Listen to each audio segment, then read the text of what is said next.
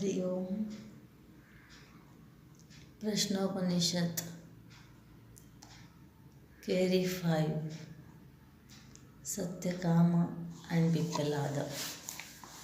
Om Bhadram Karnevi Shrunuyama Devaha Bhadram Pashyaimakshabhiryajatraha Sthirairangai Stuštuvagam Sastanuvi Veshayamadevahitai Yadayu Swasti na Indro Vruddhashravaha Swasti na Pusha Vishwavedaha Swasti nastaksho Arishtanemihi Swasti no Brihaspati Dadhatu.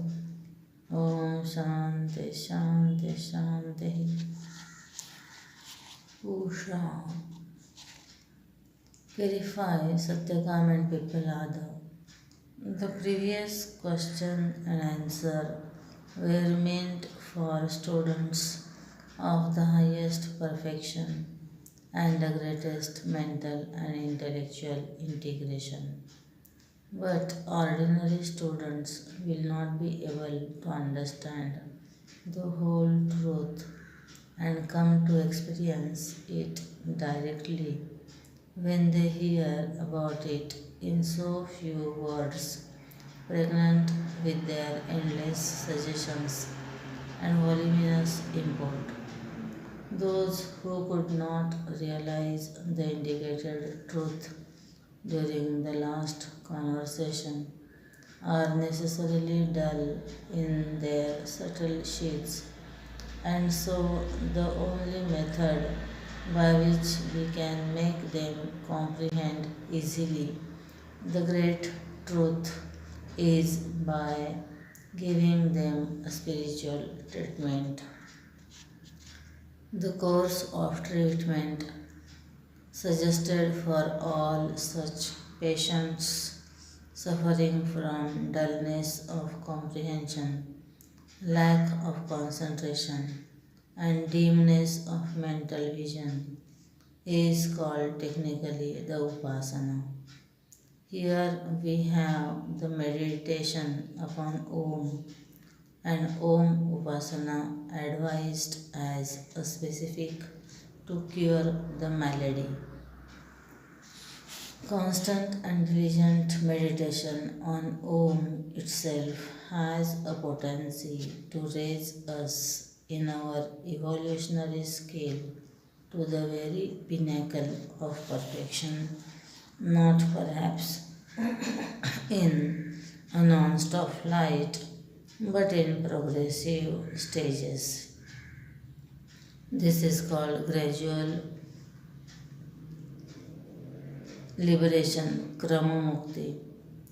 In this chapter, we will have a description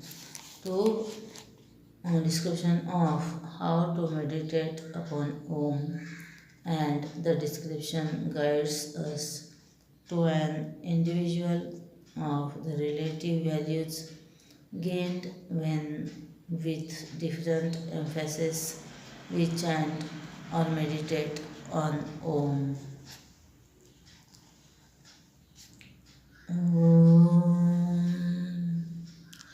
अथ हैनं शैप्यः सत्यकामः पप्रच्छ स योह वै तद्भगवन्मनुष्येषु प्रायणान्तमोङ्कारमपि ध्यायेत कथमं वा वसतेन लोकं जयतीति. Then Satyakama, son of Shibi, questioned him, O Bhagavan, to what world does he go who among men meditates on Om until his death?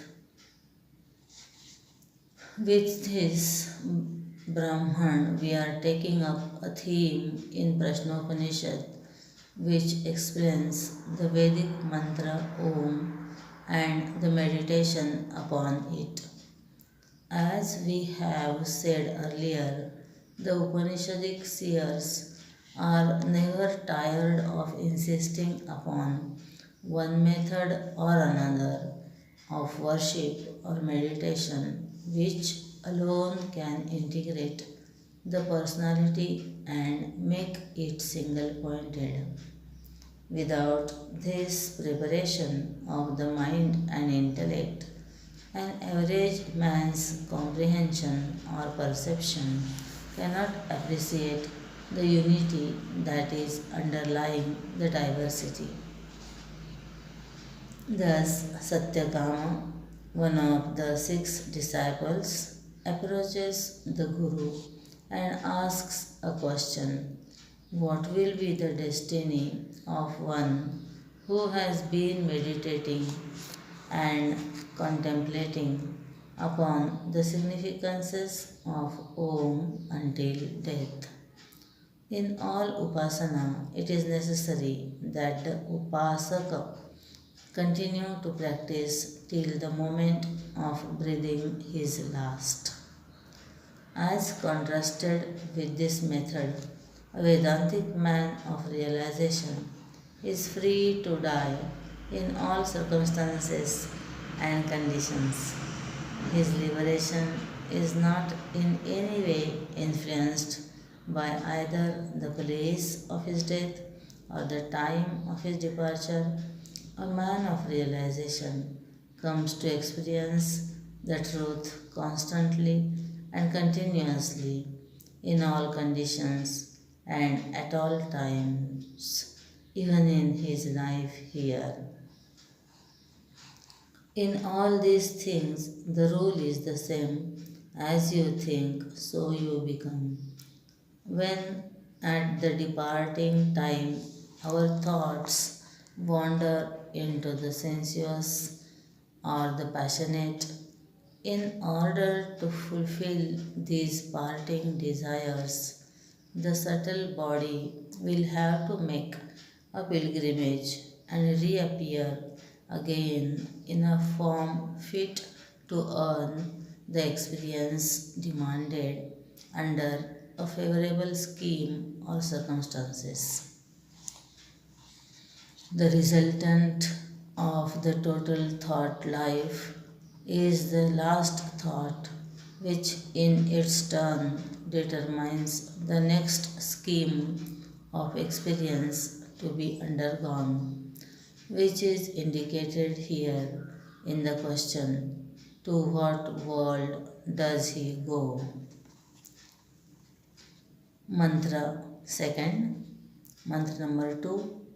तस्मै सहोवाच एतद्वै सत्यकामपरं चापरं च ब्रह्म यदोङ्कारः तस्माद्विद्वानेतैनैवायतनेनैकतरमन्वेति. He replied, Satyakama, the syllable Om is indeed the symbol of both the lower and the higher Brahman, the conditioned and the unconditioned, the finite and the infinite. Therefore, he who knows it by this means surely attains either of them. We have already discussed the meaning of Om when we found that the waking, the dream, and the deep sleep words are indicated by the sound, A sound, the U sound, and M sound, respectively, in the syllable Om, which together constitute the finite world of plurality experienced by each of us in his mortal existence. We also found then that Om has got an amatra portion, a matraless portion, as represented by the pregnant silence between two suggestive Oms. Those who are meditating upon it would be thereby meditating upon the fourth plane of consciousness called the Turiya or Self, which is infinite and eternal. Thus, Om is a symbol which has in it not only the superimposition of the finite world but also a representation of the infinite. Therefore, the Brahman says that the result of the Om meditation would depend upon the bhavana the devotee maintains while meditating upon Om. The principle being, as you think, so you become. If an individual is meditating more upon the significances of A, U, M letters, then he will be attaining the finite world only. But on the other hand, if any individual is meditating upon Om as the supreme eternal factor, he would be thereby inviting a result by which he gains the very supreme. The meditation on Om in the finite level will be described in the following three Brahmanas. Mantra number 3. स यद्येकमात्रमभिध्यायेत स तेनैव संवेदितस्तूर्णमेव जगत्यामभिसम्पद्यते तं रुचो मनुष्यलोकमुपनयन्ते स तत्र तपसा ब्रह्मचर्येण श्रद्धया सम्पन्नो महिमानमनुभवति. If he meditates on one matra measure of it, meaning A, then he, without being enlightened by that, comes quickly to earth again. The Rukh Devata leads him into the world of men immediately, and being endowed with austerity, celibacy, and faith, there he easily attains greatness. From this Brahman onwards, we have discussions exposing the finite nature of the results accrued by meditating upon the grosser or lower aspects of the Om syllable. By concentrating upon the A sound, which comprehends the waking state experience, the individual after death comes back to quickly to the world of mortals with a greater inclination for spirituality and a greater subtlety of mind and intellect, which can easily comprehend the truth of Vedanta and through diligent practice come to experience the glory of selfhood. Here is the Brahman wherein the Master clearly points out that no upasana is possible or spiritual perfection practicable without austerity, celibacy, and faith. Certainly, in these days of overindulgence, sensuousness, and lack of faith, these conditions would read as almost a list of impossible terms for a human personality to follow. In fact, if we understand the import of these three terms in their correct proportions, we shall find a complete and satisfactory intellectual appeal to accept and justify the scriptural insistence upon these three conditions. Austerity does not merely mean unnecessary self-denial or forced self-restraint, but it insists upon a constant output of intelligent effort in curbing the flesh from all its ruinous tendencies to suicidal excesses. Again, the idea of celibacy. Celibacy, as indicated by the term brahmacharya, means more than the control of the sex act in the man and wife relationship. It includes, in its point of view, a mental control at the very source of all gross and dissipating thought eruptions. The third and most important factor contributing to the riches of a seeker is faith.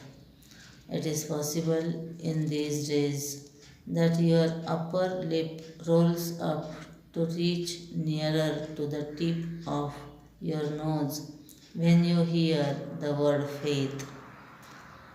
A true student of Vedanta should congratulate you for this feeling inimical to the idea of faith as it is understood today, not only in Hinduism but in almost all other similar religions that have come to be victimized by an unhealthy pack of priests. Faith, in its spiritual context, does not mean an intellectual surrender or an unquestioned sentimental and emotional tribute at the altar of a symbol or idea which the innocent devotees do not understand. Faith here means that psychological and intellectual understanding and balance, without which not even our common day to day business of life could, in fact, be efficiently transacted. Faith in ourselves and in our own capacities is the nucleus of all achievements, and without this initial capital, none of us can build up either a career or a pattern of existence. The modern psychologist would say that he who has totally lost all faith in himself is the one who is raving mad in the streets.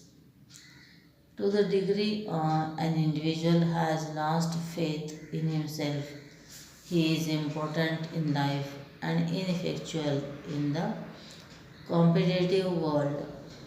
Such a one either turns hysterical or hysterical in constitution or lunatic in disposition. Even in the marketplace, if we have got some ability, we can trade upon it only when we have some faith in it. Thus, if I am a typist who has been certified to type correctly at a speed of 60 words per minute, unless I have complete confidence in my own abilities, I will never be able to get into any situation in life where I can strike a profitable bargain with my ability.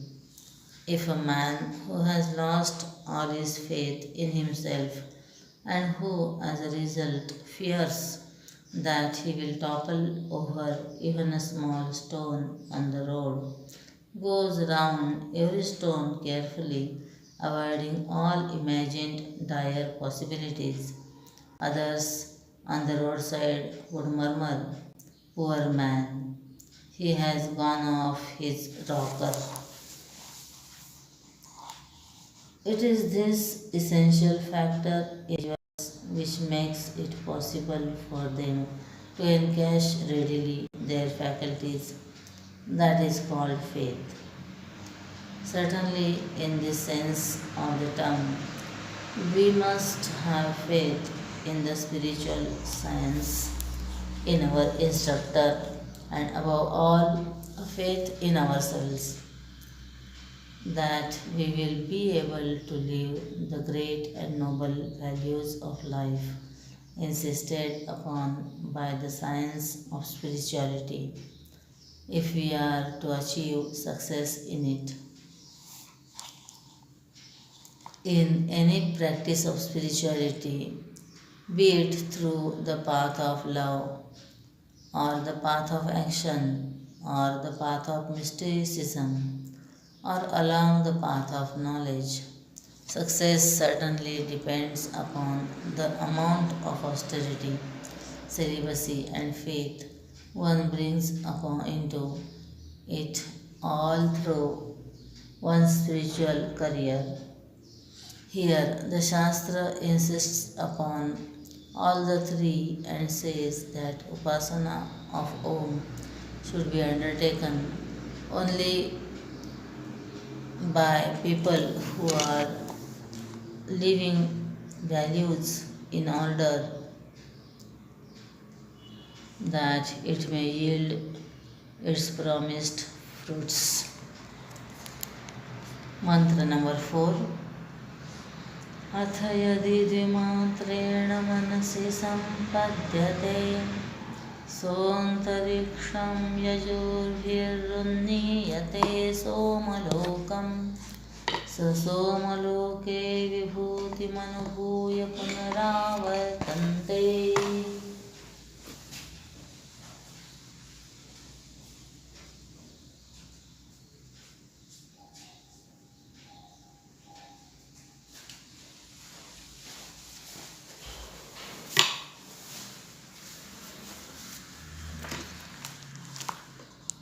If he meditates on its second matra only, he becomes one with the moon.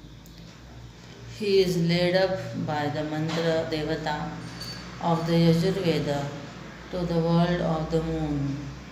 Having enjoyed greatness there, he is guided back again. Just as the previous Brahman, where the discussion was upon the fruits accrued by meditating upon the A sound in Om.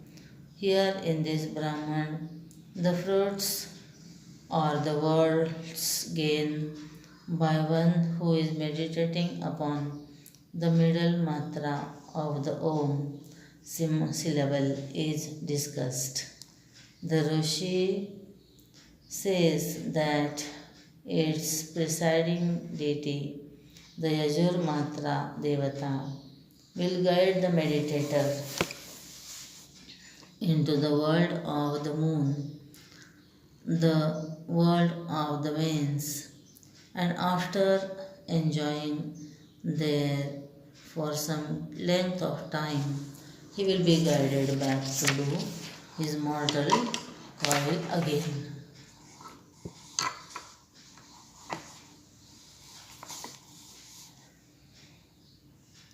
Mantra number 5. Yah punaretam trimatreణ ओमित्येतेनैवाक्षरेण परं पुरुषमभिध्यायेत स तेजसी सूर्ये सम्पन्नः यथा पादोदरस्त्वचा विनिर्मुच्यते एवं ह वै स पाप्मना विनिर्मुक्तः स सामभिरुन्नीयते ब्रह्मलोकं स एतस्माज्जीवघनात् परं पुरुषयं पुरुषमीक्षते तदेतौ श्लोकौ भवतः. But if again he meditates on his highest Purusha with this syllable by its three matras, by all its three matras, he becomes united with the bright sun, as a snake is freed from its skin. So,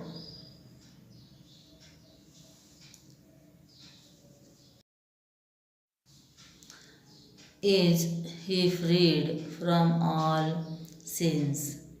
He is led by the Sama hymns to the world of Brahma, the creator, and from him, the mass of life, he beholds the Supreme Purusha residing in the heart. There are the two following verses about it. Here, the seer is giving us an idea of what would be the destiny of those who have been meditating upon all their lifetime upon Om as a sympathetic whole constituted of the sounds A, U, and M. We are told that, led by the deities of Sama hymns, the ego center of such a great devotee passes through the sun, the eternal energy, source of energy, and goes beyond to the world of the Hiranya Garbha by or the total mind. From there, unlike those who meditate upon and U exclusively, he never comes back. But having gained illumination through the realization of the conscious principle in himself, he gets merged into the total reality. This is what we call progressive liberation, Krama Mukti, which we have explained in the introduction of this chapter. This set of three stanzas gives us a vivid picture of the finite nature of the achievement accrued by meditating upon the parts of Om. It cannot be otherwise, since out of the finite things, in finitude alone can be milked. The purpose of these three stanzas becomes amply clear when we watch the Vedic mantra that has been quoted by the Rishi here. This being a Brahman Upanishad, we have already seen how the Rishi is compelled to quote the corresponding Vedic mantra for every direct statement or emphatic assertion that he makes in the Brahman. Therefore, the Rishi concludes his statement saying, there are the two following verses about it. Mantra number 6. तिस्रो मात्रा मृत्युमक्त्यः प्रयुक्ता अन्योन्यसक्ता अनविप्रयुक्ताः क्रियासु बाह्याभ्यन्तरमध्यमासु सम्यक् प्रयुक्तासु न कम्पतेऽन्यः. The three matras, when employed separately, are mortal, finite, but when they are strung together, they are not in any sense of the term wrongly employed. But when they are properly employed in all their internal, external, and midway functions, the knower thereafter trembles not. In this Vedic mantra, there is a clear note of warning by which the Rishi explains the relative merits of chanting the Om and meditating upon its first three matras individually. When individually and separately meditated upon, the meditator will naturally, by concentrating upon the waking, the dreaming, and the deep sleep egocentric personalities in him, and naturally, the fruits thereof can only be finite and mortal. But on the other hand, when the three matras of A, U, and Ma are strung together the rhythmically chanted with the suggestive the appropriate meditations upon their individual significances. The Veda declares when they are strung together, they are not in any sense of the term wrongly employed. When we do an act, it can fall under three categories, either really good or not bad or positively bad. Between positive goodness and positive evil, there is a dusky area of not evil. Not evil is not positive goodness at any time. In Om meditation, to concentrate upon the various syllables separately is positively mortal, finite, and so not advisable. But when they are strung together, they are not wrongly employed.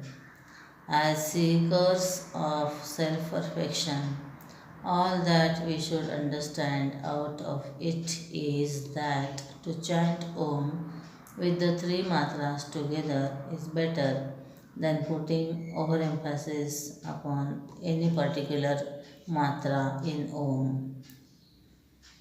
When they are properly employed, here the Vedic seer, by a contrast with the earlier expression, not wrongly employed, is positively giving us a hint as to what he meant. He says, when rightly employed, the results would be greater, and this right includes and incorporates a perfect alignment with the external and middle factors.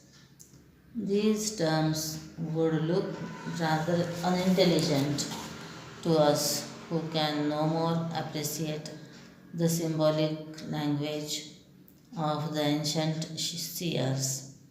It is sometimes described by some textbooks as the three types of chanting that are possible in mantra japa.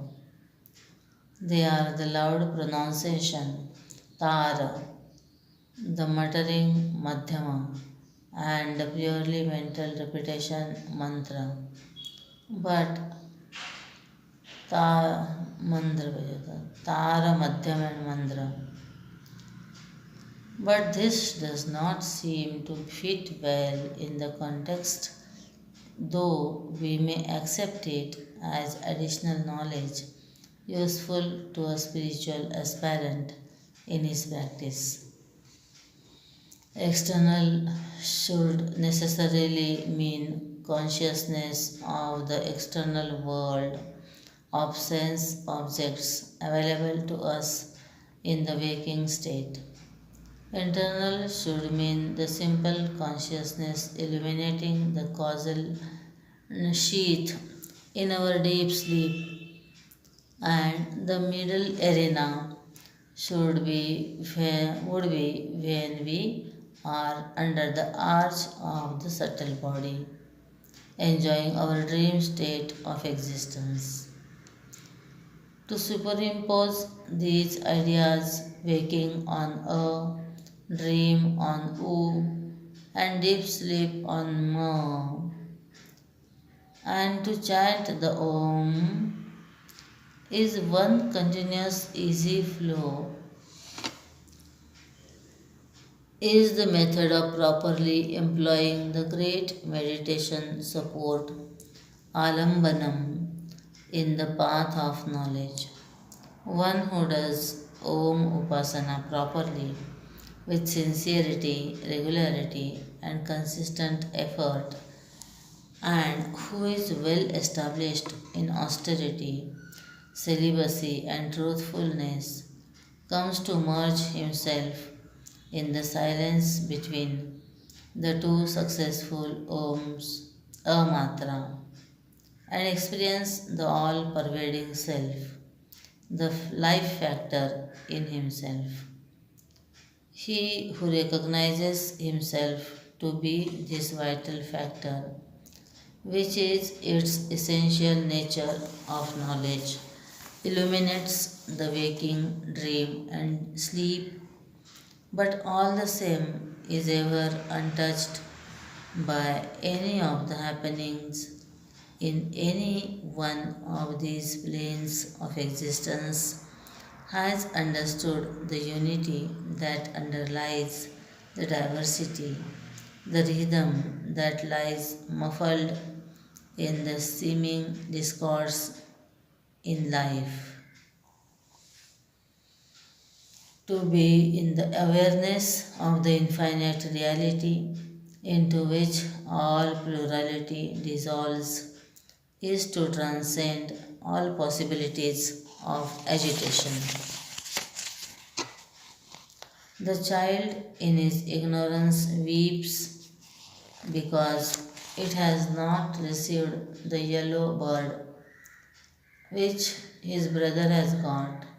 If only the child comes to know that the bird in the brother's hand and the camel in his own hand are all made up of sugar candy, he will realize that whether it is the hump of the camel or the tail of the bird, it is all sweetness alone. With this knowledge, the child's agitations and delusory sorrows will certainly end. To arrive at and to see the sweet concord in the hawker's basket, the child will have to grow up to a realization which the grown up man possesses. Similarly, the pluralistic world confuses and confounds us, and we, ignoring the ultimate reality, try to maintain in ourselves equipoise and balance while playing with the ever changing waves of the objectified world. He who has realized this changeless eternal factor, the illuminator of all experiences, that Vidwan Jnani trembles not. The word used is specially beautiful because of the wealth of its significance. Na kampate is a very suggestive phrase in Sanskrit which includes in its meaning not only trembling because of fear but also tremors of sentimental emotions, of love and hatred, of success and failure, of honor and dishonor, etc. In short, all agitations, physical and mental and intellectual, are comprehended by this beautiful word. One having realized the self cannot react to the world outside as he did before because his inner world is permanently tranquil and peaceful. Mantra number 7. ऋग्भिरेतं यजुर्भिरन्तरिक्षं ससामभिर्यत्तत्कवयो वेदयन्ते तमोङ्कारेणैवातनेनान्वेति विद्वान् यत्तच्छान्तमजरममृतमभयं परं चेति. Through the Ruk mantra Devata, he reaches this world. Led by Yajur mantra Devata, he reaches the world of the mains, and guided by the Sama verses, he reaches Brahmaloka. By means of the syllable Om, the wise one reaches also that which is quiet undecaying, deathless, fearless, and supreme. To read this translation without an understanding of what has been explained in this chapter is to understand how and why modern educated Hindus run away from the study of the Vedas. The Vedic mantras are so brief that they are to be accompanied by voluminous discourses to bring them within the comprehension of the modern man. Just as we cannot follow it now, even in the past also, the rishis felt that many of the Vedic mantras needed a correct exposition. It is to explain these mantras in a more elaborate exposition.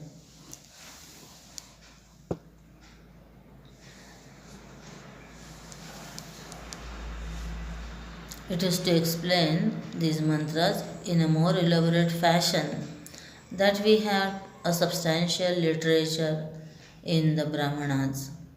This mantra clearly shows that the whole chapter was but an exhaustive treatise upon the last two mantras quoted here in the form of the Vedic hymns. We have already seen how those who are meditating upon the A sound of syllable Om, guided by a Matra deity, the Rukh mantra devata, come back quickly to reach the world and live in a better atmosphere of spirituality so that from childhood onwards they get favorable circumstances to live, exert, and grow to be dynamic men of knowledge and poise. Those who are meditating upon the oo sound of the syllable Om, guided by its deity, the Yajur Mantra Devata, go to the Pitrulok and having enjoyed there for a period of time, come back to the world of the mortals to strive and to earn here the consciousness of the Supreme. Those who are meditating upon the M sound of the syllable Om, guided by its presiding deity, the Samadevata, go to the world of the total mind, and from there they gain progressive liberation, Krama Mukti, in due course. All these three states have been already described in the previous mantra as those belonging to the realm of the finite only. But about those who have meditated long upon the Om syllable with all its letters together and have consistently put all their intense efforts in understanding the Supreme. The mantra says, the wise one reaches this and also that which is beyond. We started this chapter with the words of the seer. The syllable Om is indeed higher and the lower Brahman, meaning that it includes and incorporates in its vision by suggestion and meaning both the world of the finite and the realm of the infinite. In the finite, in the infinite, the finite world of plurality is but a delusory superimposition, and as such, at the moment of the vision of the infinite, The pluralistic world can no more be with us. To see the post, one has to see through and through the ghost. In this sense, it is said that those who have realized the Om completely and represented by its silent amatra aspect gain a mastery and freedom, a kingship and control, proprietorship and power over the world of the mortals, the world of the mains and the world of the creator, because all of them can exist but in the supreme consciousness, the knower of Om, apart from the above, also becomes consciousness itself, and as such, it is not only these that he gains, but that which is beyond. When you gave a gold necklace as a present to your sister, she gets not only the necklace but also the gold, which is not called the necklace but which is the very substance of necklace. Herein we have one of the greatest definitions of the infinite truth couched in the language of negation, but seemingly sounding as though it is a direct scientific definition. It is said here that the wise one comes to experience that which is underlie and undecaying, ajara, deathless, amrita, fearless, abhaya, and supreme para. These terms are used with a special technical dexterity. From the infinite, from the infinite can only be pointed out. From the infinite, the finite cannot even be pointed out. The great rishis, having experienced the infinite, have to explain it to us who are living the seeming realities of the finite, and if they were to make us understand it, they have to talk to us about it in our language of delusion. In our delusory existence, we generally experience five great modifications during our life: birth, growth, decay, disease, and death. An ordinary mortal life is a round of these agonizing fates and the consequent, consequent tears. Walking through the bylanes of ignorance, we slip at every step on the rocky surface made specially slippery with the tears of those who have walked over them before us. This being the common experience of every thinking seeker, the rishis have to explain the infinite, the goal of life, to their disciples as a plane of experience wherein they will not have any of these sorrows. We find here terms that negate our today's experiences, and this negative language at best can only indicate the experiences in the beyond.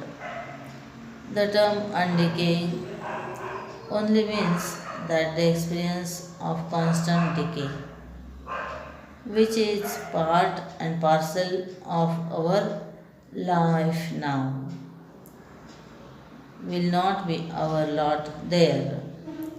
Deathless is the term said to suggest that the mortality that we are suffering here, not only in our physical structure but also in the outer world, conditioned by the finite concepts of time and space, is again not there in the infinite. Fear is the bugbear which seems to have been born with us, and it remains with us all along so faithfully that it is doubtful whether even on the deathbed we can really get divorced from it. And it is the fear complex that taxes us maximum and punishes us the most, with largest doses of sorrows and failures in life. The infinite being the one without a second cannot have fear, and so it is indicated here as fearless. If there is thus an undecaying, deathless, and fearless state of existence, our intellect may still ask us whether, after all, that factor is in itself the supreme.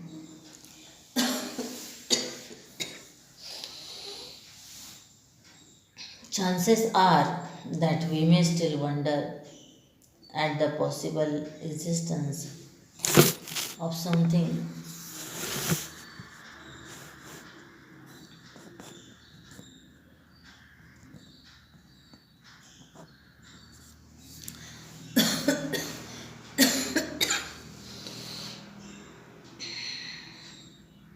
yet higher, a truth that produces this infinite, in order to show that the eternal, fearless Brahman is uncaused and yet is the cause for the total world of plurality.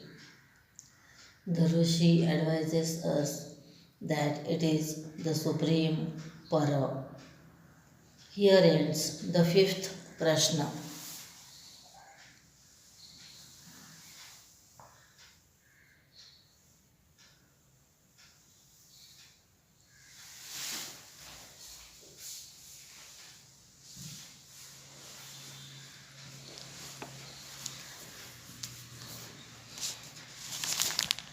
Query 6th, Sukesha and Pippalada. The cream of this Upanishad is in its last query, in which there is a famous discussion on the Purusha with his 16 kalas, parts. In this discussion, we will find that the Supreme Consciousness, the Purusha, is indicated not directly but through its expressions and manifestations. The 16 kalas, as will be explained in this section, are expressions of life which are very well known in our workaday world. The method of explaining the Purush is by bringing the entire attention of the student to the manifested symbols of life, and thereby indicating that at the core of it all as a life, and thereby at the core of it all as a substratum for the entire life, as the very cause of it all is the vital dynamic center, the all pervading Purusha. This is the only method that will be practicable in a subjective quest after the divine spark that seems to be out of our cognition and experience in life.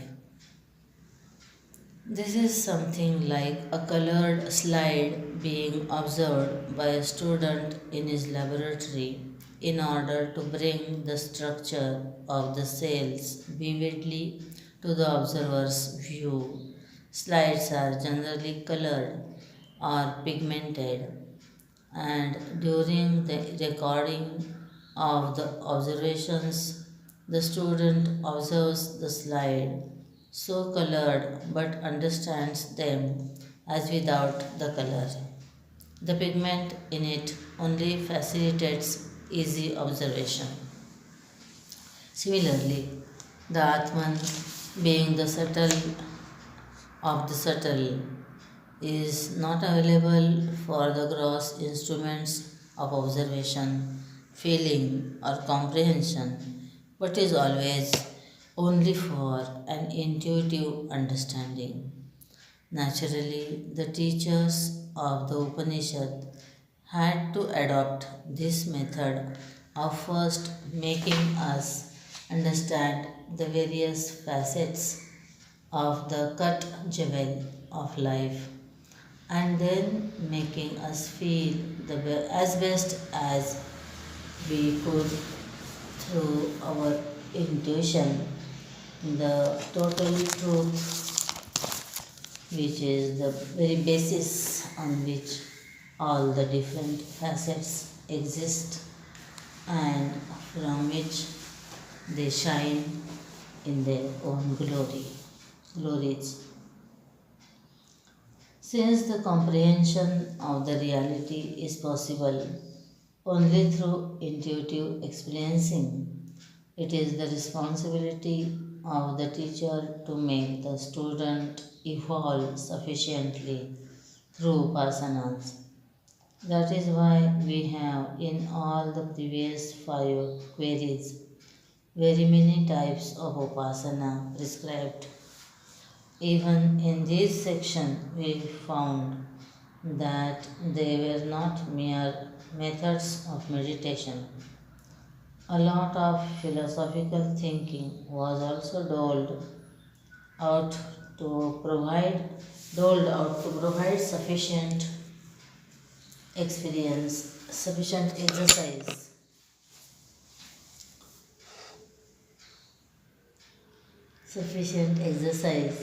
to the upasaka's mind and intellect to help them develop. In short, when we understand it sympathetically, we can say that Jnana Marga, the path of knowledge, consists of a happy synthesis of both the intense technique of bhakti, devotion, and the philosophical contemplation prescribed in Vedanta. The student is made to practice upasana hand in hand with regular doses of philosophical contemplation. Ultimately, this section is addressed to those who have understood the earlier 5 sections and have practiced intelligently the methods of meditation prescribed so far.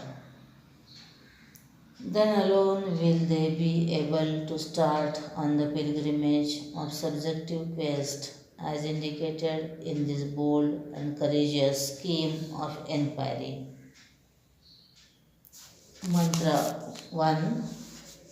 अथ हैनं सुकेशा भारद्वाजः पप्रच्छ भगवन् हिरण्यनाभः कौसल्यो राजपुत्रो मामुपेत्यैतं प्रश्नमपृच्छत षोडशकलं भरद्वाजपुरुषं वेत्थ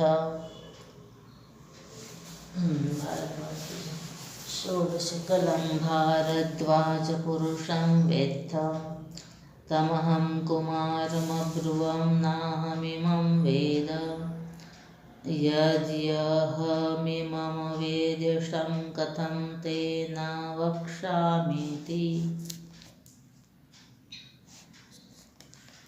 समूलो वा एष परिशुष्यति योऽनृतमभिवदति तस्मान्नार्हाम्यनृतं वक्तुं स तूष्णीं रथमारुह्य प्रव्रराज तं त्वा पृच्छामि क्वासौ पुरुष इति. Then Sukesha, son of Bharadwaj, questioned him, O Bhagavan, the prince of Kosal, Hiranyanaga, once came to me and questioned, O Bharadwaj, do you know the Purush of 16 parts? I said to the youth, I do not know him. If knew him, why should I not tell you? He who tells that which is not true is dried up. Verily, root, stem, and branch. Therefore, I dare not utter falsehood. Having ascended his car, he went away in silence. That I ask you, where is that Purusha located? The sixth disciple, who has been sitting silently all this while, now comes forward in this section to clear his doubt.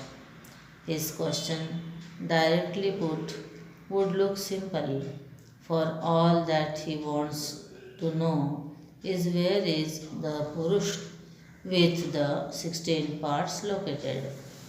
But here we have a description of the whole circumstances under which the student got this doubt. In giving the genesis of his doubt, we are tempted to believe that Mother Shruti had perhaps in her mind a secondary intention. That is, she wanted to indicate that there were among the seekers, even in those days, some who were more talkative than what was necessary or good for them. Do not argue against this theory. You will then only be justifying my theory.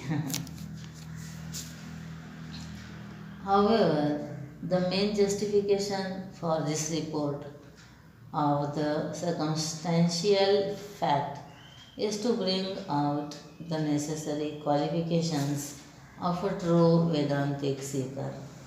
The Rajkumar of Kosal, necessarily a great patron by birth and status, visits the ashram of Sukesha for satsang when he asks the sadhu what exactly is the meaning of the 16 Kala Purusha.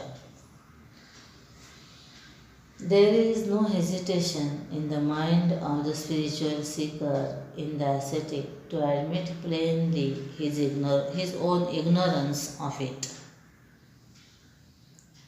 A true seeker of knowledge must be ready to own his ignorance, and yet how few of us can stand against the self-insulting challenge of acknowledging the not known.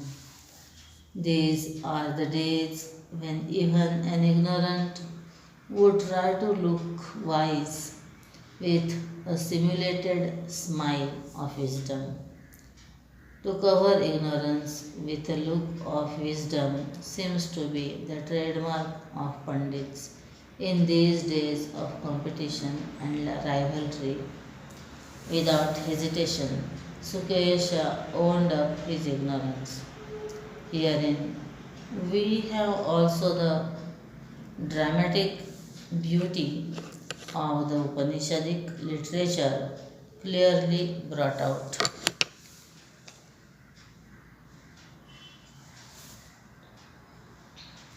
The prosaic Upanishadic discussing dry philosophy, Upanishad actually, discussing dry philosophy, is no excuse for the rishis to ignore a dramatic situation. They exploit it to the maximum Irresistible is the charm of art to those who have perfected it in themselves. Physical uncleanliness,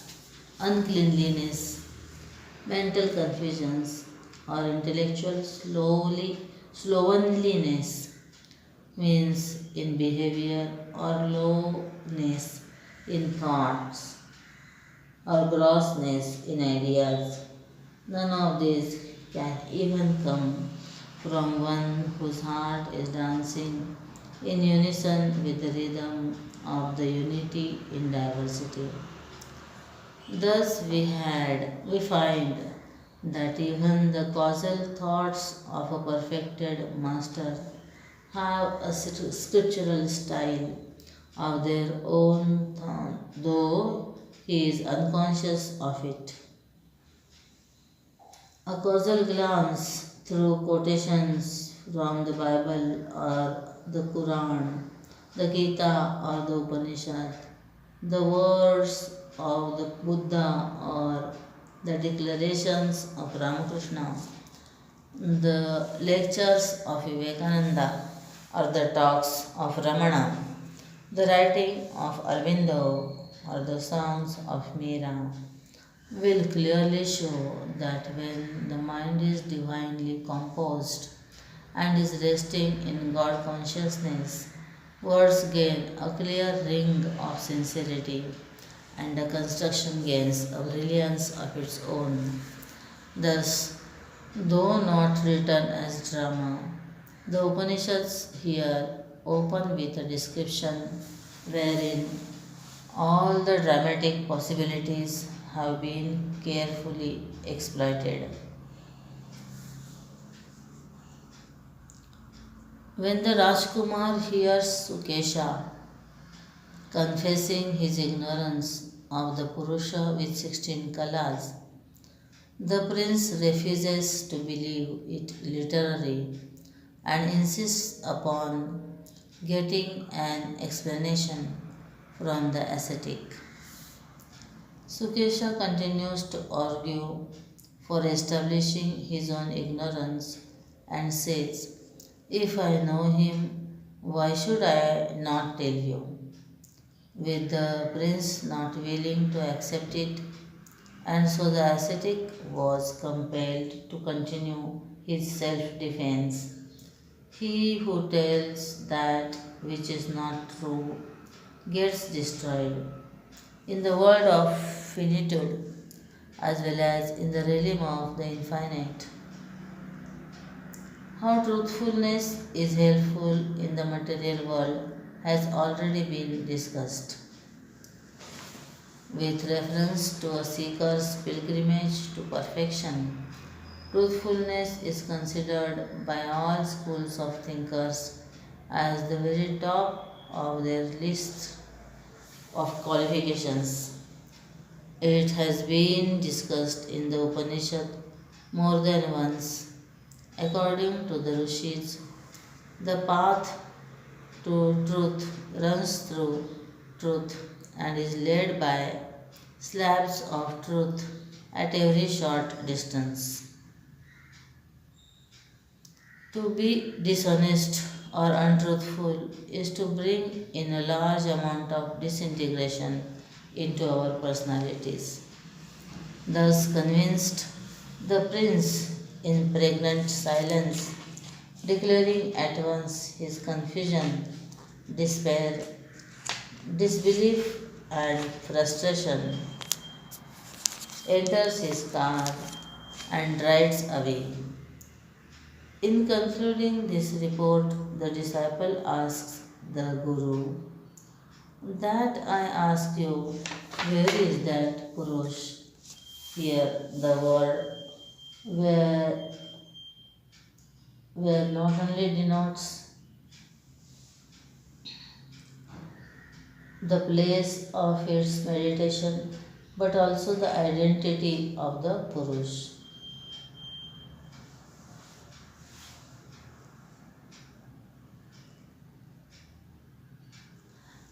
Mantra number 2. Mantra number 2.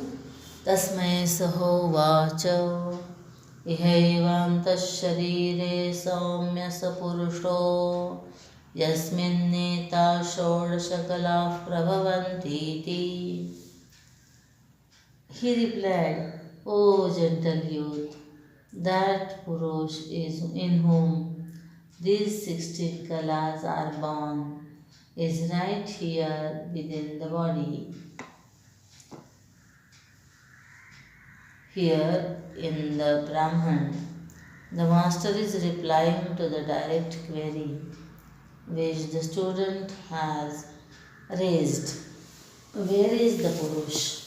Divinity or perfection is not housed somewhere in an unknown and unapproachable heaven, away from the cognition and reach of ordinary folk. On the other hand, God or the Self is the nearest entity in us, forming the very core of our existence. Just as our eyes can see only things that are distant from us and are incapable of seeing their own eyeballs or eyelashes because of their nearness, so too divinity is not realized or recognized because of its very nearness. This will be explained later in the following stanzas. Here, however, the Rishi is only concerned with pointing out that the Purush, the central spark of the inner light, is right here within the body. If the self is thus localized within the body, it would certainly become conditioned and as such finite. The external reality in its own nature must necessarily be the all pervading consciousness, and to limit this infinite factor as the truth localized within is certainly a philosophical falsehood. At the same time, we cannot accept that the Upanishad would, without any benevolent intention, tell a lie. This seeming contradiction is concealed when we understand that the teacher here is not discussing the definition of the infinite, but is only declaring a method of realizing it. Since it is easier for us to realize subjectively the truth factor within ourselves as the very core of our experience, it is explained here in the language of the teacher taught discussion that this Purusha is here within. In fact, in its absolute nature, it is to be realized at once, as at once nowhere and yet everywhere.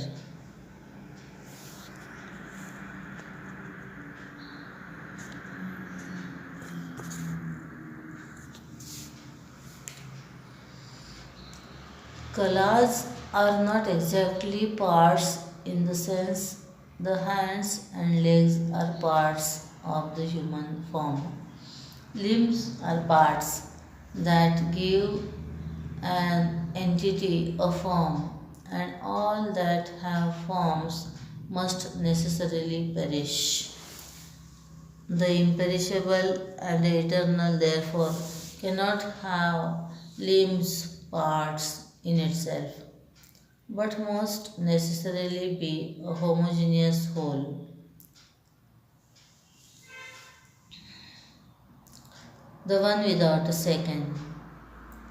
Therefore, the word kala here should not be translated as parts, because thereby we will be bringing down the infinite to the status and destiny of the finite and the mortal.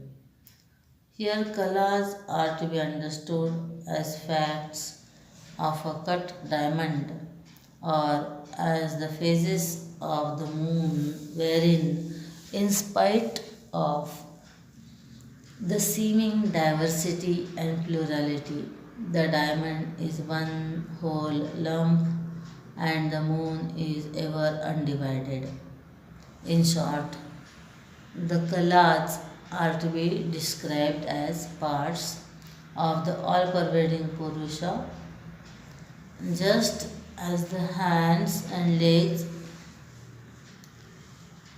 the head and the trunk, etc., of the ghost are all superimpositions upon the post.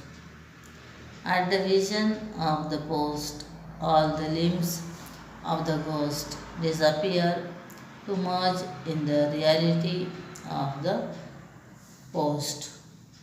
Similarly, on realization of the Purush, it will be understood that the Kalas have no separate existence of their own. And yet, you may wonder why the Rishis thus labored to explain that which is false in such an elaborate fashion, only to indicate at the end of it all that the Purush, which is the reality behind them alone, is true. This is the only method by which the infinite can be pointed out to those who are living and experiencing the finite.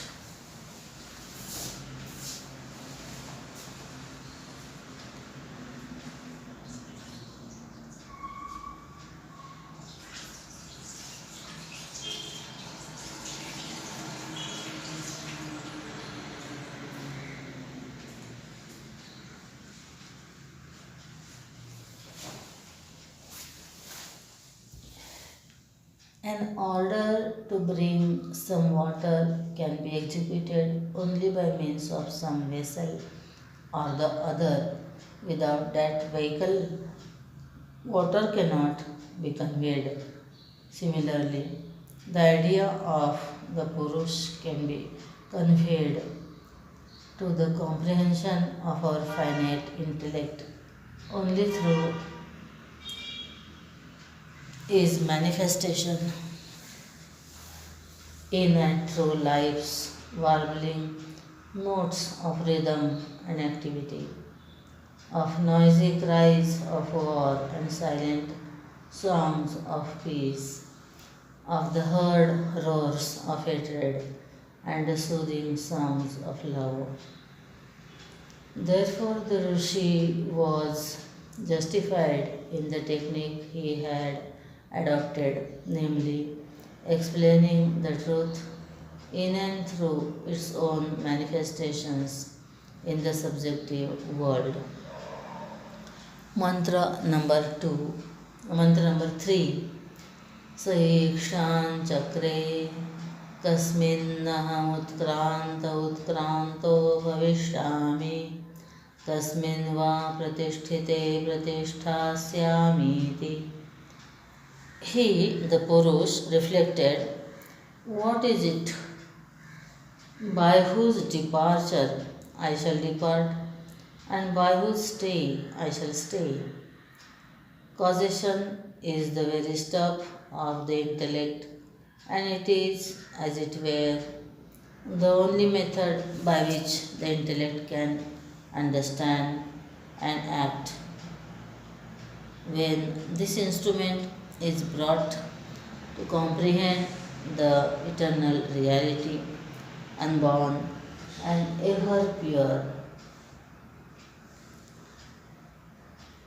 infinite and untouched by finitude, it must necessarily fail.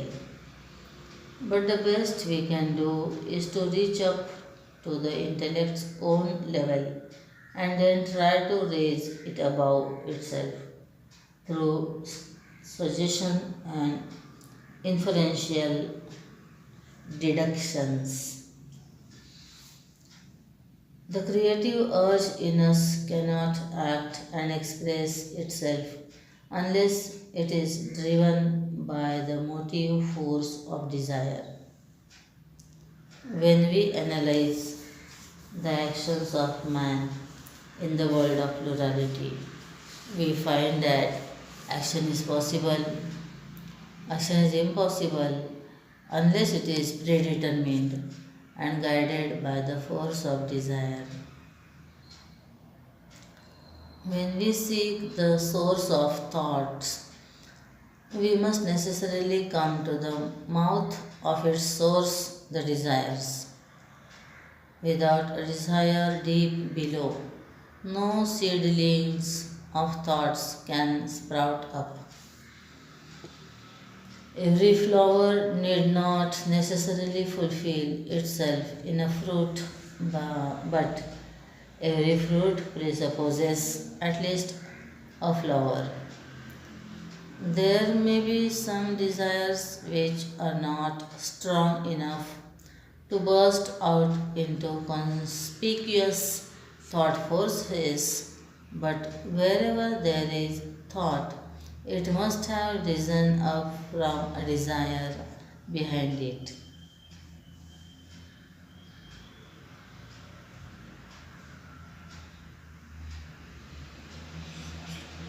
Desire is the expression of a want felt in ourselves, and it is our attempt to fulfill the want that is being expressed as our desire. In our real nature, we being the all full Paripurna, to feel this want is itself ignorance avidya. Thus, when the great Rishi analyzed the source of all our sorrows, he found that it was nothing but our ignorance about ourselves, the same ignorance expressed through the intellect is desire. The desire expressed in the mental zone are thought, and thought frozen and solidified in action is action.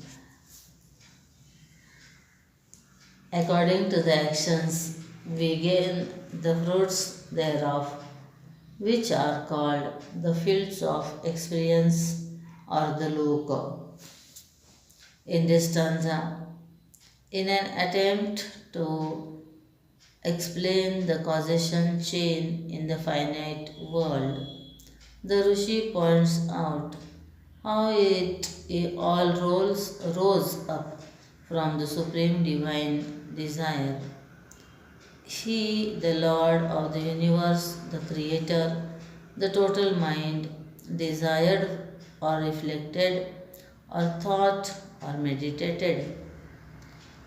The total mind we have already seen is the Creator or the cosmic expression of the total creative urge. We have also found that it cannot express itself into any modifications and come to exhibit its own glories without a desire propelling it in the microcosm. All through the Vedantic discourses, we have been reminded of the sacred truth that the macrocosm is the microcosm, and therefore, as the individual, so the total mind.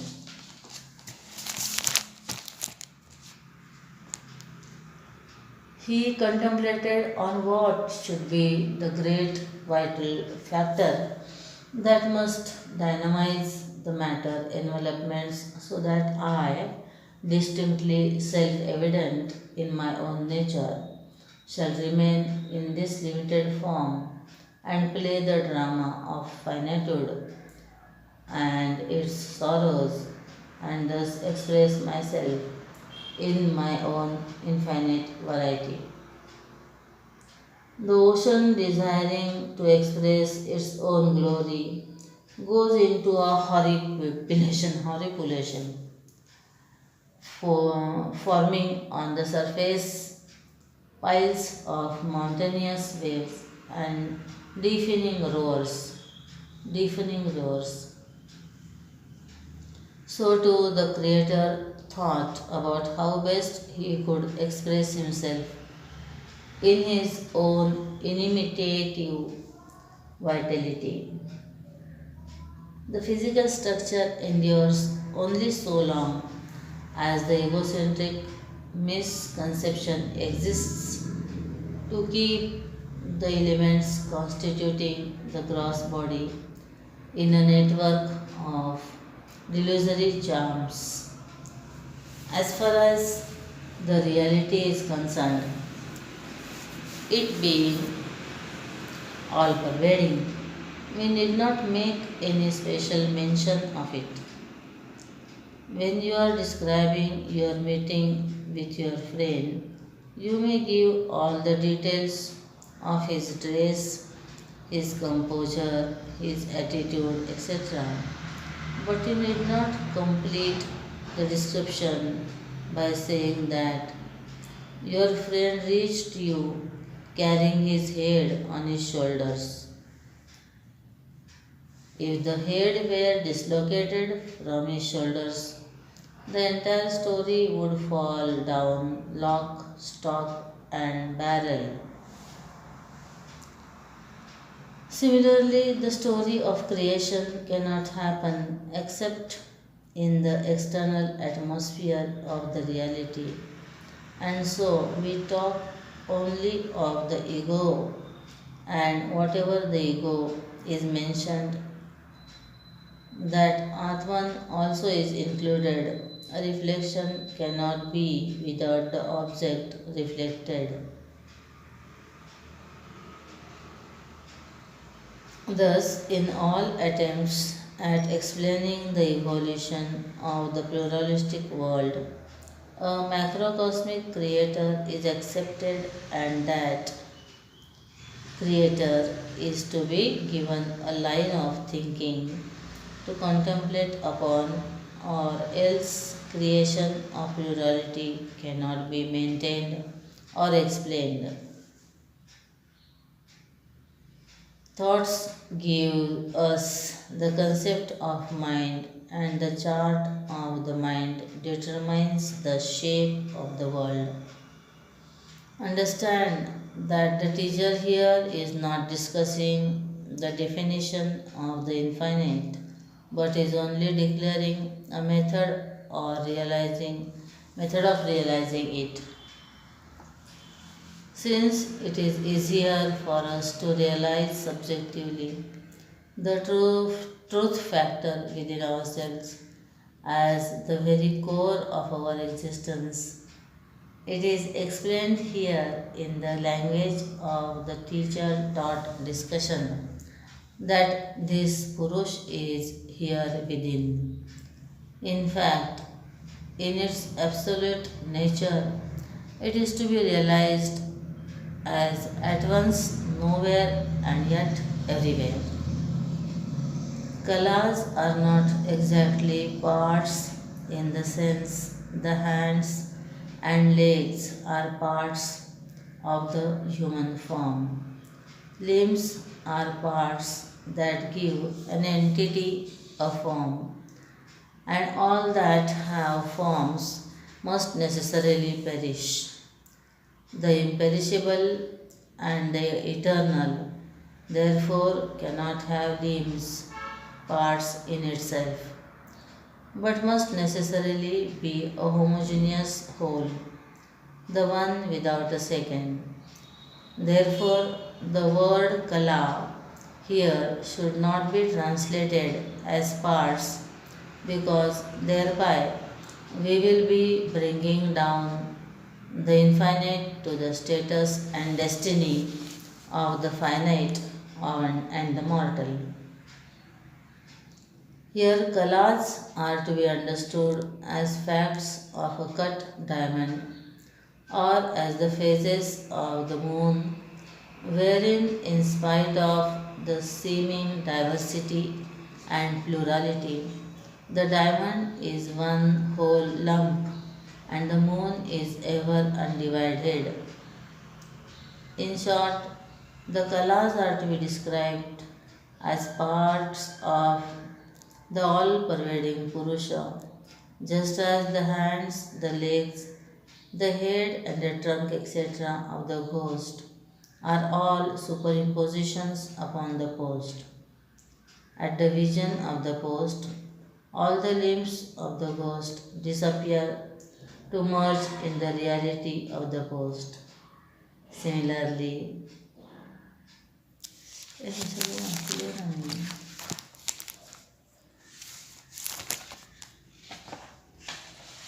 पुन्हा आहे का हां पुन्हा आहे 178 नंतर 179 पाहिजे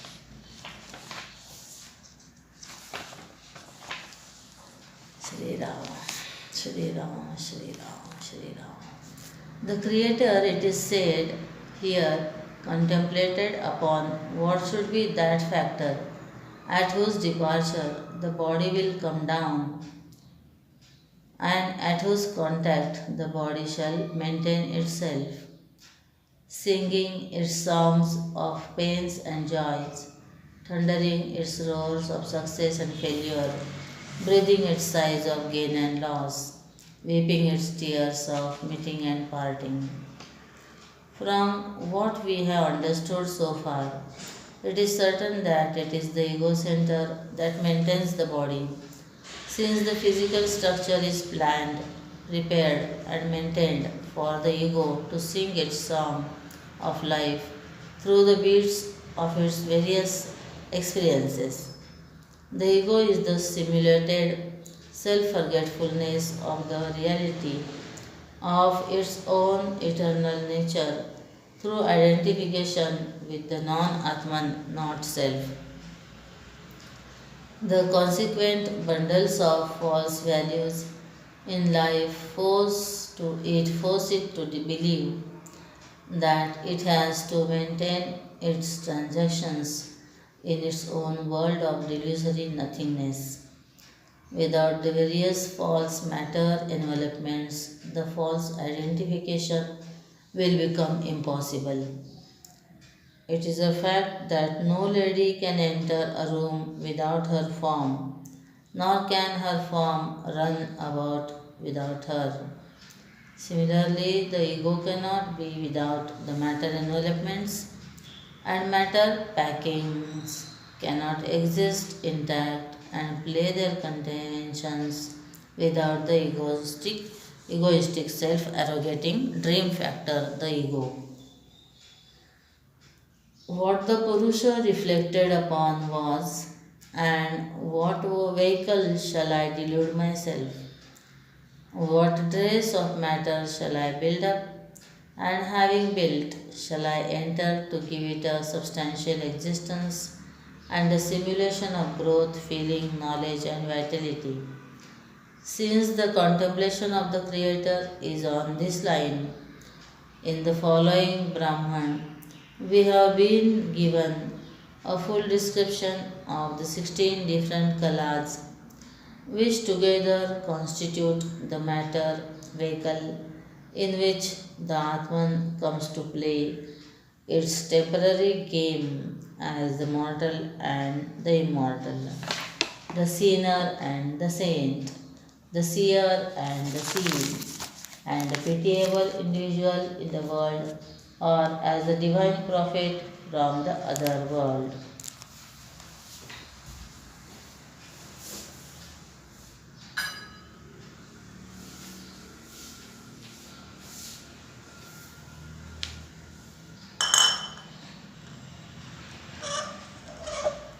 A child at home contemplates upon the game she should play and the adornments she must have to play that game. To her, a wooden toy pot on two stones in a corner of the drawing room is a kitchen. A doll in her own beloved is her own beloved child. Some bath towels from the dressing room thrown over her body is sufficient makeup for her to feel that she is the mother of that house. As the mother, she has to cook for the child and look after the child. And yet, she has not become the mother. She has nothing to cook and she has no weeping child at any time to look after. All the time, she is the child of the house.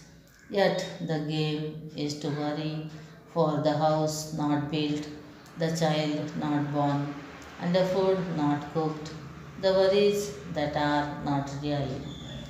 Similarly, the Atman, eternally pure, ever the infinite, has nothing of the limitations of the finite, but it comes to live the experiences of the playful finitude, just as the child in the drawing room corner is creating a world of her own and believes that she has to attend to her self imposed scheme of sorrowful duties and pressing responsibilities. Mantra number 4. सप्राणमसृजत प्राणाच्छ्रद्धां खं वायुर्ज्योतिरापः पृथिवीन्द्रियं मनोन्नम् अन्नाद्वीर्यं तपो मन्त्राः कर्म लोकालोकेषु च नाम च. He created the prana, and from the prana faith, akash, air, fire, water, earth, the senses, mind, food, strength, thought, mantra, karma, the world, and in the world the different names too, names also. Here are the 16 kalas named and their sequences given in a seemingly unintelligent assortment which, without proper thought and guidance, would read quite unintelligent and even idle. But one who has meditated upon these ideas can certainly come to understand the sequence and interconnections between the items enumerated herein. Certainly, we can come to understand that in their totality, those 16 kalas constitute the world within and without the individual and the universe. First, in order to create, there must be the egocentric energy, the pran, which is the stuff on which the entire apple cart of life is rolling on.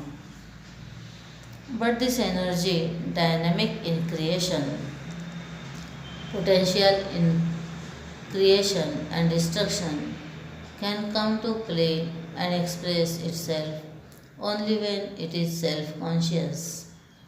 If the self consciousness, as expressed in terms of its own faith in itself, is not truly wedded to itself, the prana by itself can neither create nor manifest any of its component parts, which alone constitute the vehicle for the ego to play its endless drama of birth and death.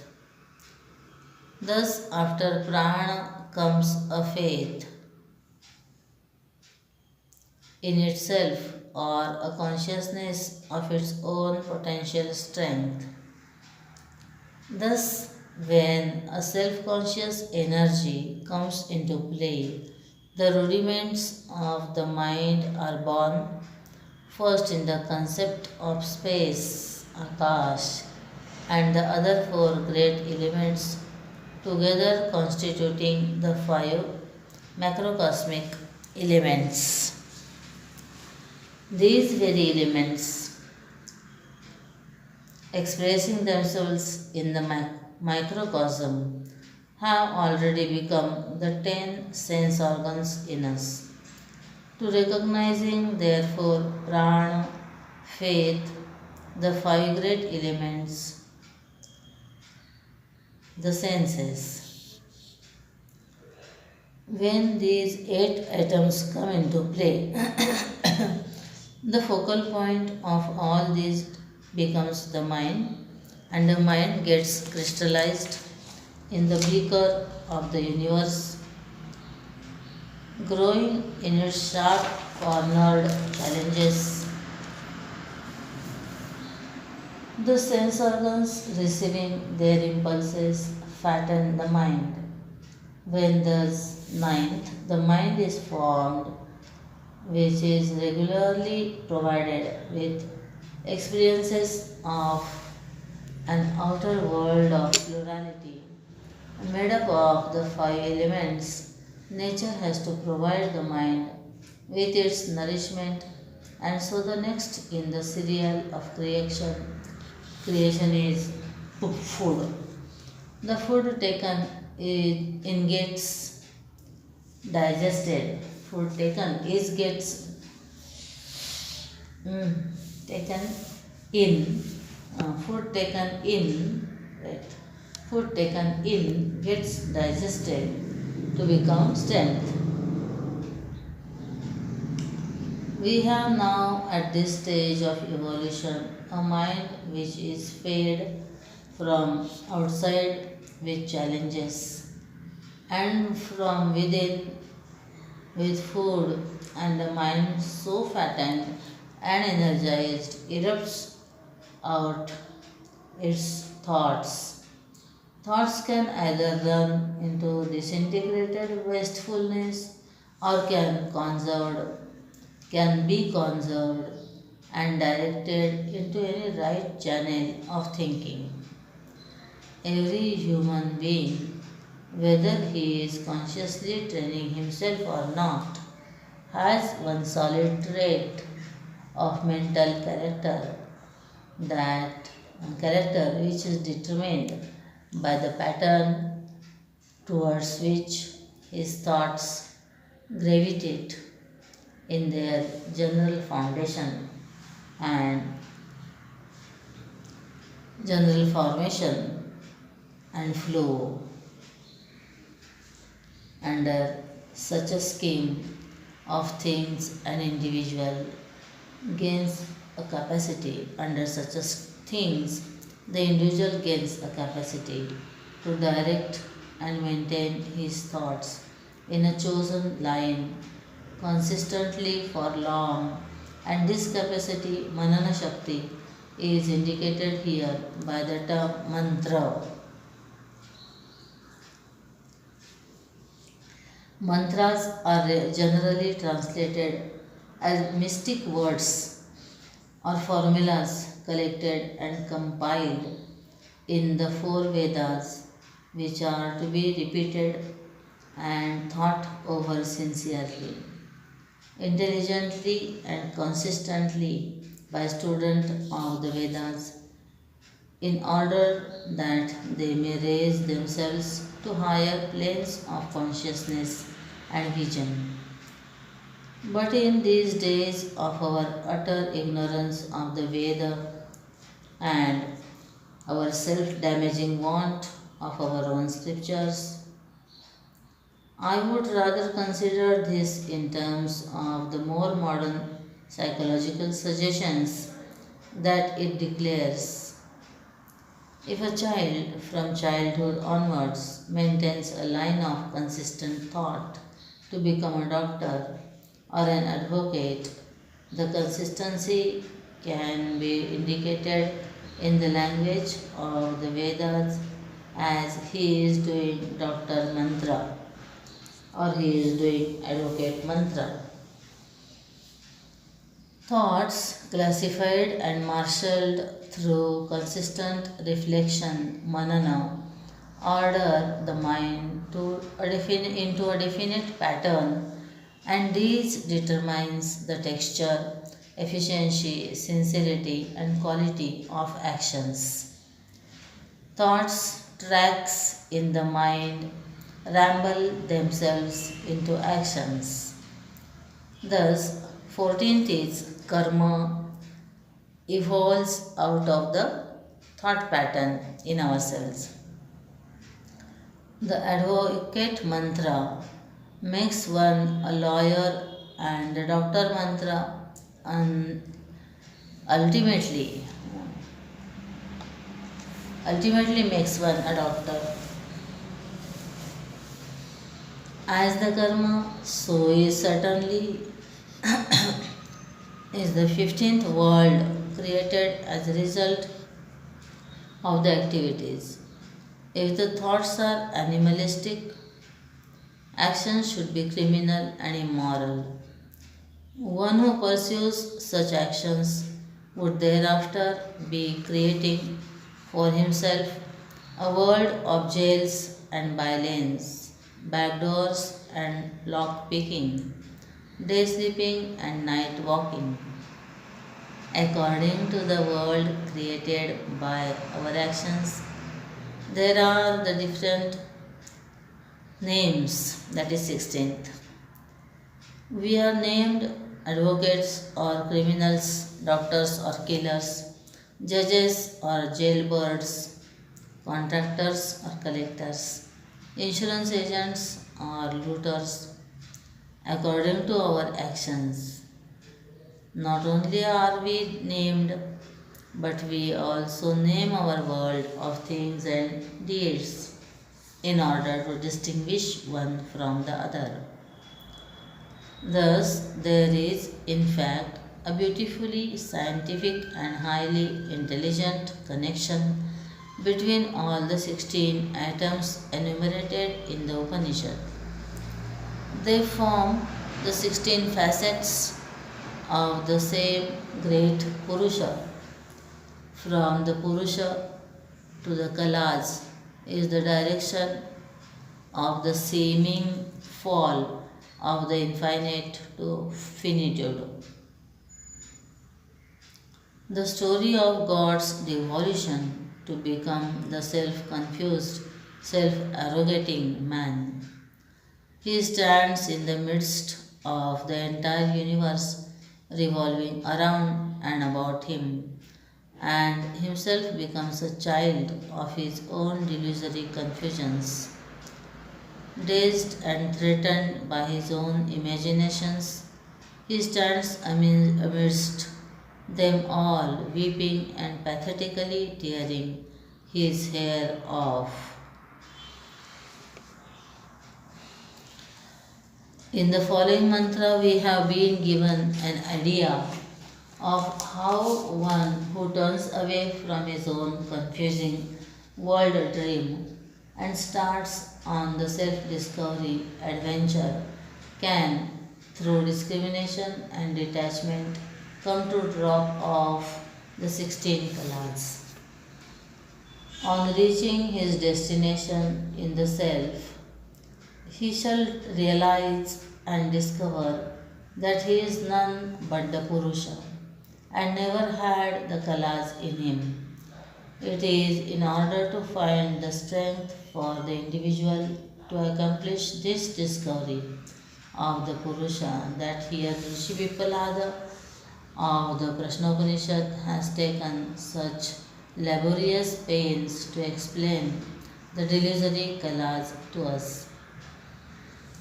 The sacred scriptures fulfill herself when she shows us ultimately that which is the eternal reality beneath the kalas. The thickness of a mirror cannot be gauged by a mere look at its reflecting surface. Generally, we put our finger on the surface of the mirror and then find the thickness by gauging the distance between the object, the thumb, and the reflection in the mirror. Touching the mirror with the finger is not gauging its thickness. Looking at the finger on the mirror, we shall not know the substance of the mirror. nor can we know the thickness by looking at the finger in the mirror, but by viewing at once both the object and the reflection, and then intuitively recognizing or understanding the distance between them is the only method known to gain the knowledge of it. Similarly, here the kalas are described, and in and through them we are provided with glimpses of the eternal Purush. In the following Brahman, we will be advised the way to reach Purush here, transcending all the kalas and delusions. Mantra number 5. स यथेमानद्यस्यन्दमानाः समुद्रायणाः समुद्रं प्राप्यास्तं गच्छन्ति भिद्येते तासां नामरूपे समुद्र इत्येवं प्रोच्यते एवमेवास्य परिद्रष्टुरिमाः षोडशकलाः पुरुषायणाः पुरुषं प्राप्यास्तं गच्छन्ति भिद्येते चासां नामरूपे पुरुष इत्येवं प्रोच्यते स एषोऽकलोऽमृतो भवति तदेष श्लोकः. Just as these rivers, seaward bound, when they reach the sea, disappear and get their names and forms liquidated into a oneness with the sea, and all is called the ocean, so also these 16 kalas that go towards the Purusha disappear and their names and forms get destroyed, and all is thereafter experienced as Purusha alone. He becomes without parts and immortal. On this there is a verse. Here in this Brahman, the Rishi explains how the egocentric concept rises out of the identification of the self with the kalas and ultimately disappears when it turns inward towards its own real nature, away from its false identification with the kalas. We have found how the activity and inactivity temperaments in us cause the tossing and wheeling of the mind, which in their turn creates the unmanifest emotions and thoughts and the manifest world of sense organs and their objects.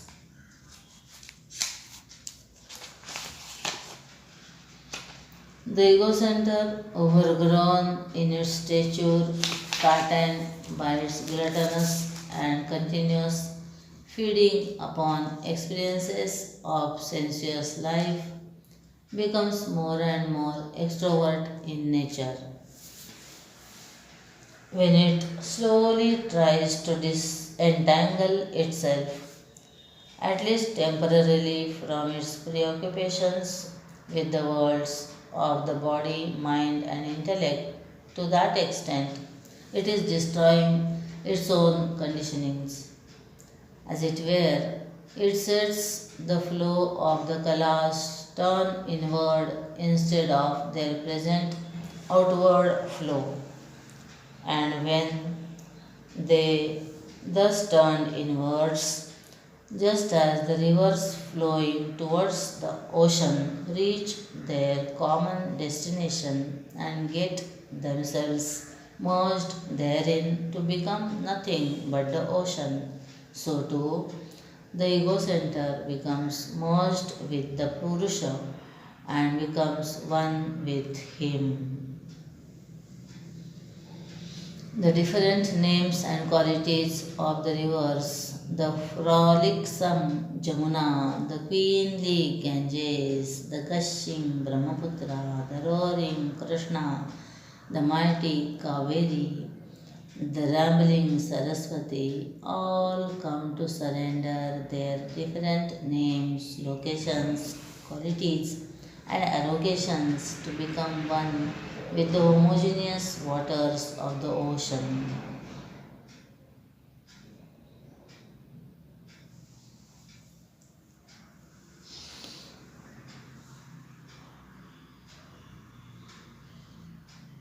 From the ocean, the waters rise as vapor to form clouds, which, as rain, come down to soak the lands and flow off as rivers back to the ocean and there again become merged with it and again their own real nature and regain their own real nature.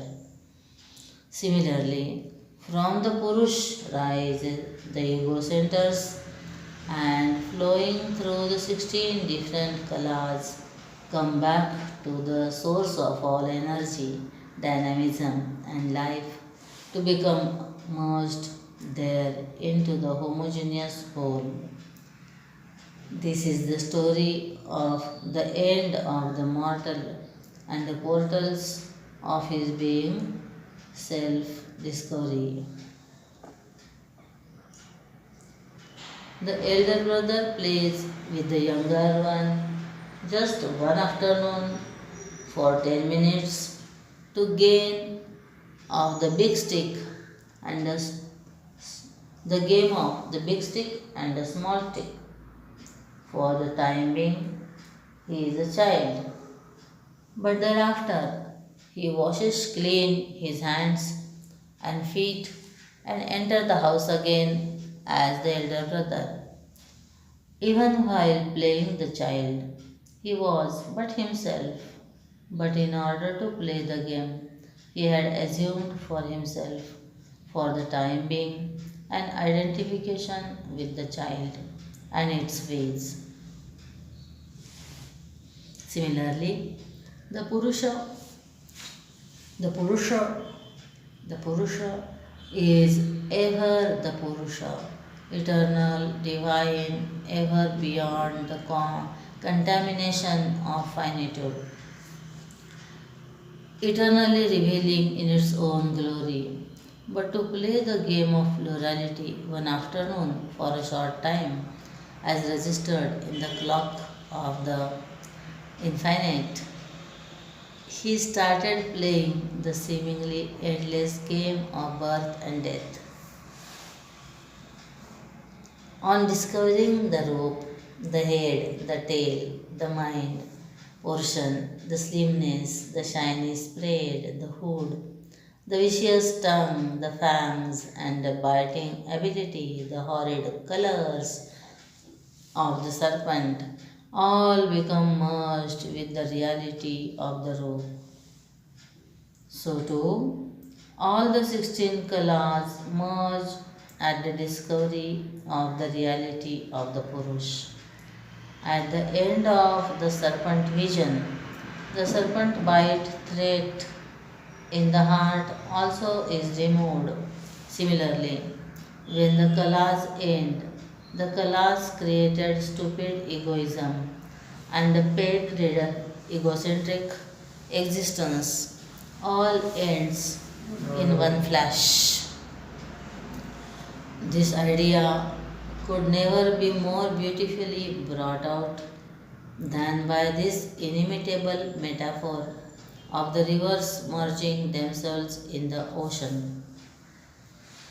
Now, one may reasonably ask why, Swamiji, should I thus turn inward and reach the hypothetical goal, the Purush, and get myself merged there to become one, transcending all the kalas? Why? To those who sincerely ask this question, the answer according to Vedanta is, my friend, there is no use of your trying to do this. Go out in the world and work honestly, earn truly, enjoy moderately, and live a long life. Religion is meant only for those who have come to observe life with a scientist's detachment and have come to experience the hollowness of it, and who therefore are struggling hard to get out of the destiny of pain and the anguish of confusion. The result of such an attainment of perfection has been clearly pointed out in the mantra. When the Rishi says, he becomes the partless whole and immortal. Mortality, we have already seen, is the destiny of the finite. So long as we are identifying ourselves with matter, we shall be experiencing this incessant death produced by the spirit of change. Mortality is in such context is not only the experience of death, is the in the sense in which we understand it, but it implies and includes every experience of change which is an expression of finitude. This statement of the Rishis is being substantiated by him quoting the relevant Veda mantras. On this, this verse says, Pippalada. Mantra number 6. Ara ivarathanabhau kalayasmin pratishthitaha tam vedya purusham veda yatha mavo mrityuh parivyatha iti. Know that Purush who ought to be known, in whom the kalas are centered, like the spoke in the nave of the wheel, in order that death may not harm you. The dependence of the kalas upon the Purusha cannot be more fully and beautifully described than is done here, explaining that they are connected to the central hub of the whole, the Purush, as the spokes of a wheel are connected to its central nave. Earlier in this Upanishad also we have the use of this example. The rim of a wheel gains its strength and capacity as it is supported at short distances by the spokes rising from the hub. The efficiency of the spokes depends entirely upon their tension, which rises from the fact that they are held firmly together at the center of the wheel by the hub. If the hub does not exist, the spokes must lose their tension, and soon the very rim of the wheel must first get crooked and ultimately collapse. In the core of the individual is the Purush or the Atman, and out of this center of all efficiency in life diverge the 16 kalas, which extend out to the very peripheral rim of the entire cosmos. The very pattern of inquiry in Prashnopanishad is the scientific analysis of this wheel of life, constituting the world of objects and centered around the life spark in man, which is the central hub, with the outermost circumference of the wheel lost in embrace of the entire universe of thoughts and ideas, things and beings.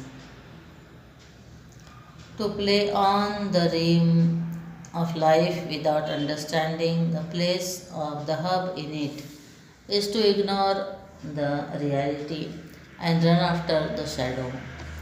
To ride on the wheel is to get them ourselves established at the center of the wheel. Moving on wheels means traveling in a car or in a train, and in both cases we are established on the axle of the wheels, perfectly established in the center of the wheels.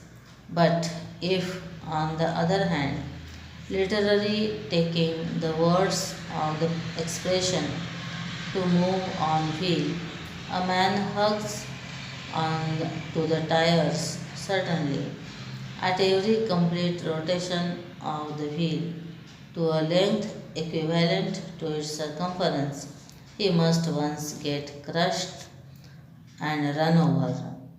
In our life, we refuse to come to the axle, to surrender to the Narayan, who is the axle, but always live on the circumference, and thus at every short period we get ourselves crushed by the very wheel of life to which we are hanging on for security.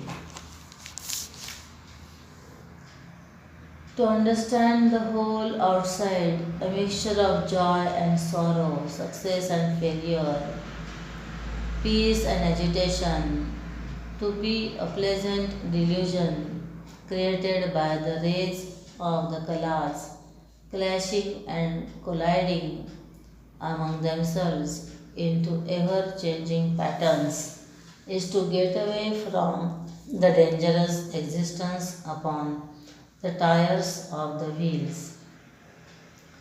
When a thousand beams of light are made to shoot up at different angles towards the heavens, from the difference it would seem as a beautiful trellis of light beams standing in the atmosphere against the skies. This symmetry, woven with beams of light in sheer space, is not a firm and solid trellis over which we can hope to scale any heights. It may look substantial, but the fool who tries to jump onto it shall fall each time and get himself lacerated at its base. The play of light is only to be enjoyed from a distance. Similarly, the world of plurality is caused by the play of the 16 beams shooting out in all directions from the central Purush, and these create the pattern of a universe of plurality, which can accomplish no greater mission than providing an enjoyable sight for an onlooker watching it in complete detachment and full discrimination. To understand the pattern of beams is to understand the source of the different streams of light to be the electric current. Similarly, when we are inquiring into the pleasant but delusory and false ego created world of plurality, we must understand that it is made up of the 16 kalas, and they all rise from the same source of reality, eternal and immortal, the central Purush. To know oneself to be no other than the Purush is the goal. Thereby, one is sure to get away from the threat, infinitude, and the fear of death. Hence, the Veda mantra here says, in order that death may not harm you, know that Purush.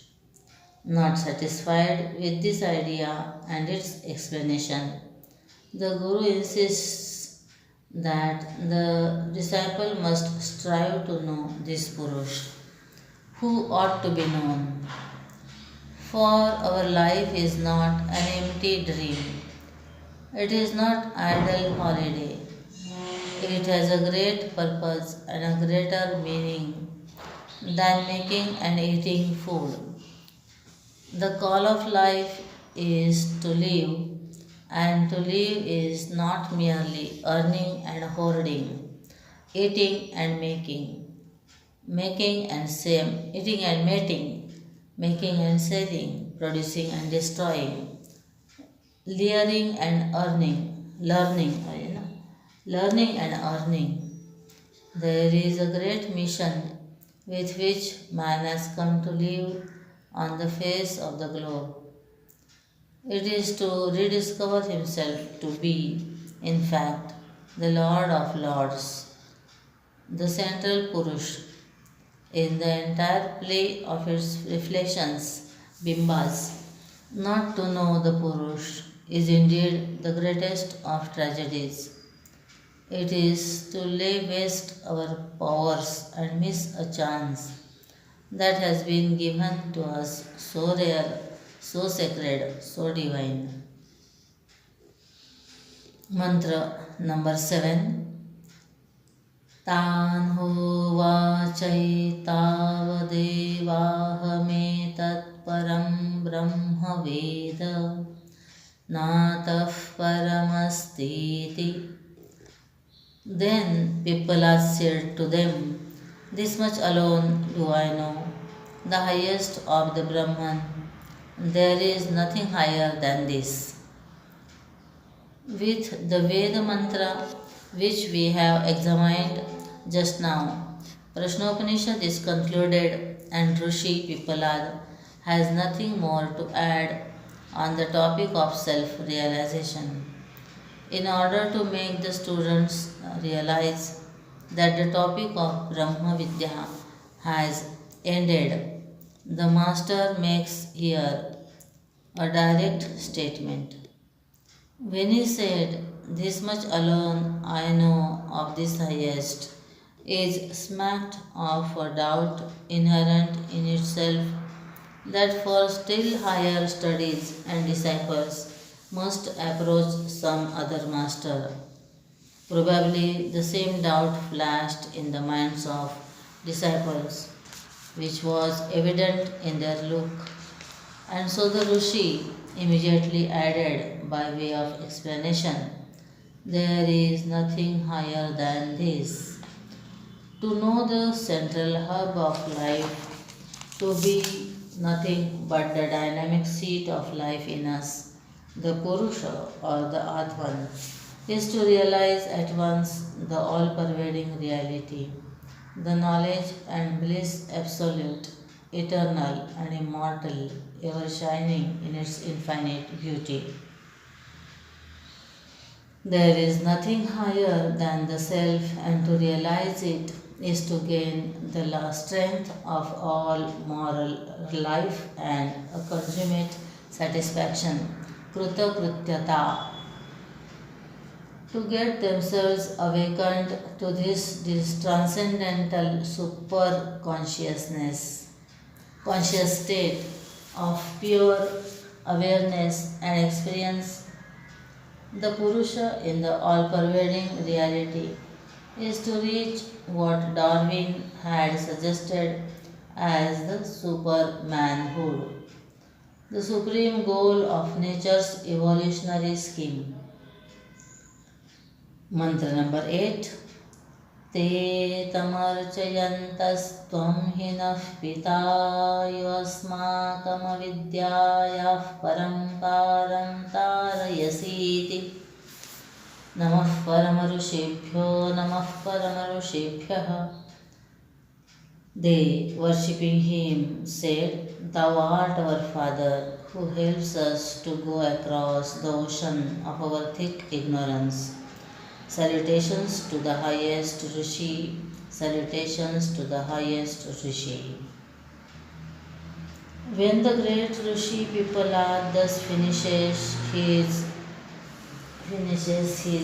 discourses and retires into his sacred silence of pure wisdom, satisfied with him that his students, the disciples, in their turn, realizing how much they owe to the teacher, try to express their sense of gratitude by these words of emotional and sentimental reverence and recognition. A Brahmavidya Guru is considered here as thou art our father. This is because to realize one's own real nature, the self, is really to be born again, and the birth of the Brahman is one is fathered by the kind act of love of the teacher. With fatherly concern, devoted love, and selfless anxiety, did Pippalad tenderly treat each student to get him across the agonies of his doubts. Understanding for himself the condition of each student's mind and intellect, again it was Pippalad, the Guru, who, like a father, nursed and nourished the students' inner personalities to make them sufficiently subtle and sensitive to grapple with, absorb, and digest fully the highest truth. Therefore, the six students are crying together in one voice of love: thou art our Father. It is a fitting conclusion in which the eternal student's feelings are snapped up and recorded forever. Whatever be the class, age, or sex, wherever there is a fit student coming across Pippalad to understand Prashnopanishad, he must necessarily, at the end of it, in a pure spirit of gratitude and incalculable sense of indebtedness, echo the same sentiment that exploded from these six students of extreme self control and almost superhuman intellectual balance. Both the teacher and the taught together thereafter salute the hierarchy of gurus and disciples who evolved the theory of Brahmavidya, lived it to their complete satisfaction, and passed down the torch of knowledge to light the heart lamps of the growing generations all along the march of time. Our own salutations to the highest rishis, salutations to the highest rishis. Iti shashtas prashna. Here ends the sixth prashna. Iti Prashnopanishad samapta. Here ends the Prashnopanishad. नारायणायेति समर्पयामि. ॐ भद्रं कर्णेभिः शृणुयाम देवाः भद्रं पश्येमाक्षभिर्यजत्राः स्थिरैरङ्गैः स्तुष्टुवागुंसस्तनूभिः व्यक्षयमदेवहितं यदायुः स्वस्ति न इन्द्रो वृद्धश्रवाः स्वस्ति नः पूषा विश्ववेदाः स्वस्ति नस्तार्क्ष्यो अरिष्टनेमिः स्वस्ति नो बृहस्पतिर्दधातु. ॐ शान्ति शान्ति शान्तिः. हरिः ॐ श्रीगुरुभ्यो नमः. हरिः ॐ. पूर्णमदः पूर्णमिदं पूर्णात् पूर्णमुदच्यते पूर्णस्य पूर्णमादाय पूर्णमेवावशिष्यते. ॐ शान्ति शान्ति शान्तिः. श्री सीतारामचंद्रार्पणमस्तु. श्री सद्गुरुनाथ महाराज की जय.